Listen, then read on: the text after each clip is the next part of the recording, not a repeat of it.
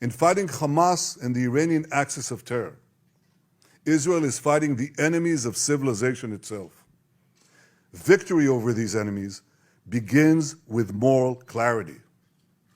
It begins with knowing the difference between good and evil, between right and wrong.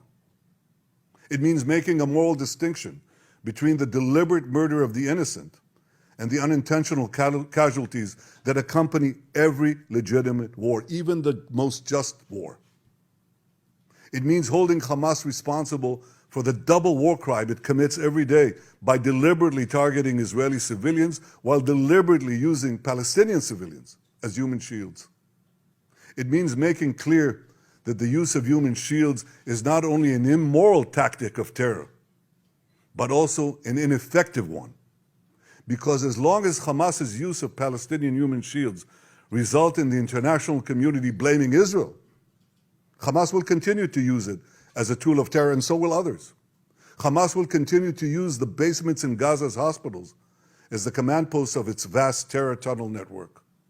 It will continue to use mosques as fortified military positions and weapon depots.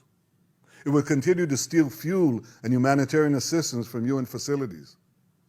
While Israel is doing everything to get civilians out of harm's way, Hamas is doing everything to keep Palestinian civilians in harm's way. Israel urges Palestinian civilians to leave the areas of armed conflict, while Hamas prevents those civilians from leaving those areas at gunpoint. Hamas is also preventing foreign nationals from leaving Gaza altogether.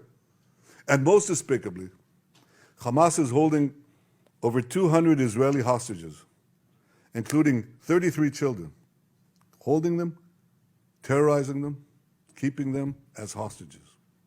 Every civilized nation should stand with Israel in demanding that these hostages be freed immediately and freed unconditionally. I want to make clear Israel's position regarding a ceasefire.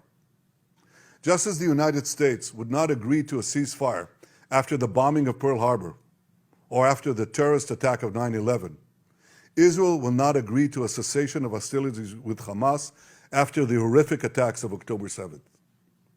Calls for a ceasefire are calls for Israel to surrender to Hamas, to surrender to terrorism, to surrender to barbarism. That will not happen. Ladies and gentlemen, the Bible says that there is a time for peace and a time for war.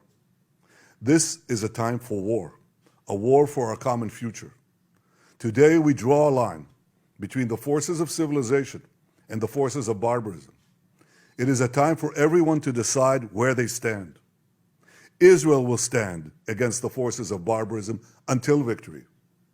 I hope and pray that civilized nations everywhere will back this fight. Because Israel's fight is your fight. Because if Hamas and Iran's axis of evil win, you will be their next target.